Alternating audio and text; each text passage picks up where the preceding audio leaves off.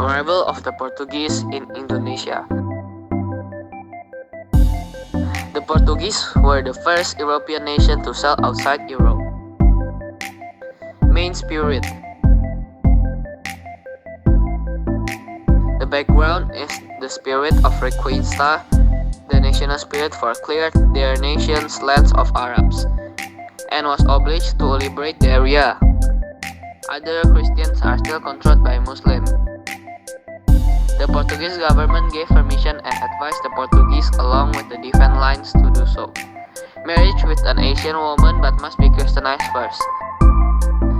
In the 1522, the Portuguese arrived at the border under the leadership of Henry Lim and were welcomed by Pajajaran with the intention that Portuguese would help facing in expansion of Denmark.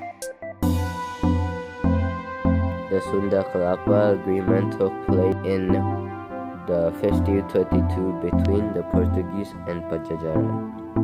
Early in the 1537, Portuguese came again to Pajajaran to realize the Sunda Kelapa Agreement.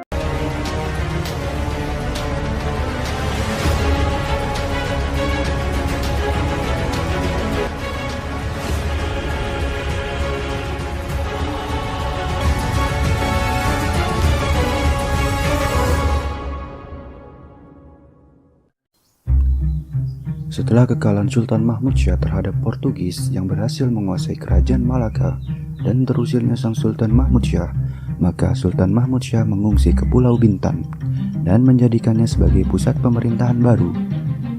Sang Sultan sendiri berupaya untuk merebut kembali kerajaan Malaka dengan meminta bantuan kepada kesultanan-kesultanan Muslim di Nusantara. Nah, salah satunya adalah Kesultanan Demak yang siap membantu Sultan Mahmud Syah untuk mengalahkan dan mengusir Portugis dari Malaka pada tahun. And the name was changed to Jayakarta.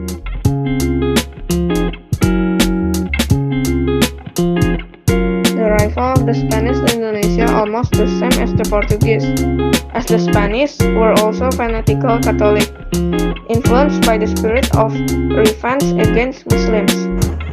In April 1595, the Dutch began a voyage to the archipelago with 4 ships under the leadership of Cornelis de Houtman. The arrival of Cornelis de Houtman's group 1596 was initially well received by the community. Banten also permitted to trade in Banten. However, because the attitude is not good, so the Dutch were then expelled from Banten. This incident led to the next expedition led by Jacob van Eyck in 1598 and received a good reception from Banten Kingdom. In 1602, the Dutch founded a trading company called VOC with the aim of preventing competitions among Dutch traders. The development of the VOC experienced big problems. That's why on December 31st, 1799, the VOC was disbanded. After the VOC was disbanded, colonial power in Indonesia was taken over by the Dutch government. Some of Herman Willem Daendels' actions have caused people misery. Daendels' authority and the People's Sovereign gave rise to popular protest and resistance. Daendels' arbitrary actions were immediately heard by the government in the Netherlands. Daendels was finally called back to the Netherlands as Daendels' replacement Jan-Willem Santjens. He then improved the situation left by Daendels. However, the Maluku Island area was successfully captured by the British. Meanwhile, England continued to press Dutch power in Indonesia. Finally, the Dutch surrendered in Tuntang Salatiga. Johnson's surrender to the British was officially through the Tuntang Capitulation, which was signed on September 18, 1811. Tuntang Capitulation officially ended Dutch rule in Indonesia. The Indonesian archipelago fell into British hands.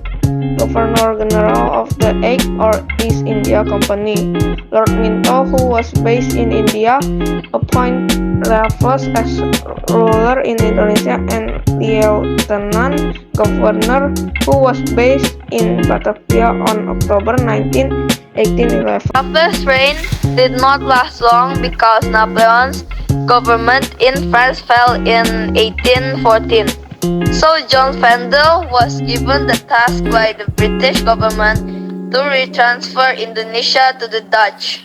In Dutch economy difficulties in 1839, a figure named Johannes van den Bosch submitted proposals to the Dutch king regarding ways to implement Dutch colonial politics in the colonial countries. Planting was carried out by force. The concept proposed by van den Bosch became known as Kulturtelsel. Forced cultivation system is Governor General van den Bosch policy, which requires Japanese farmers to plant crops that can be exported to world market. The main characteristic of the forced cultivation system is that it requires people in Java to pay taxes in kind with the agricultural products. The implementation of forced cultivation deviated a lot from the actual rules and had a tendency to carry out agricultural exploitation as much as forced cultivation had opposite consequences for the Indonesian and Dutch people. The Indonesian people, the burden on the people has become very heavy because they have to give up some of their land and crops, participate in forced labor and pay taxes, and poverty is getting worse.